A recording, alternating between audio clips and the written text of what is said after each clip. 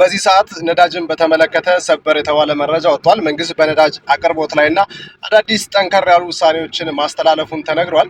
መጋቢት 22 ቀን 2018 ዓ.ም በመካከለኛው ምስራቅ እየተባባሰ የመጣው ቀውስና ዓለም አቀፍ የነዳጅ ገበያ መናጋትን ተከትሎ የኢትዮጵያ መንግስት የአቅርቦት እጥረቱን ለመቋቋም የሚያስችሉ ተከታታይ ውሳኔዎችን ማሳለፉን የንግድና ቀጠናዊ ትስስር ሚኒስትር ካሳሁን ጎፌ አስታውቀዋል። ሚኒስትሩ እንደገለጹት ከጦርነቱ በፊት $80 የነበረው አንድ በርሜል ነጭ ናፍጣ ዋጋ በአሁኑ ወቅት ወደ $230 ማሻቀቡ ተነግሯል።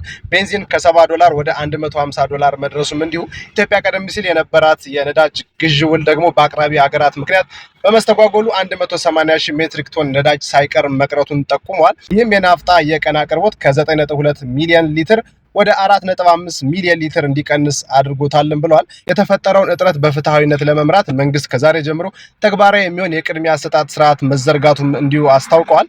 አንደኛ እንግዲህ የነዳጅ ጫኝ ተሽከርካሪዎች ስርጭት ቅድሚያ ይሰጣቸዋል ተብሏል። ከፍተኛ አምራችና ላኪ ድርጅቶች በቀጥታ እንዲያገኙ ይደረጋል ተብሏል። መሰረታዊ የፍጆታ እቃዎችን የሚያጓጉዙ ተሽከርካሪዎች እንዲሁም ግብርናን የሚያዘምኑ ትራክተሮችና ማሽነሪዎች፣ የብዙሃን ትራንስፖርት ወይም ደግሞ አውቶቡሶችና በናፍጣ የሚሰሩ የህዝብ ማመላለሻዎች ቅድሚያ እንዲሰጣቸው መወሰኑ ተነግሯል።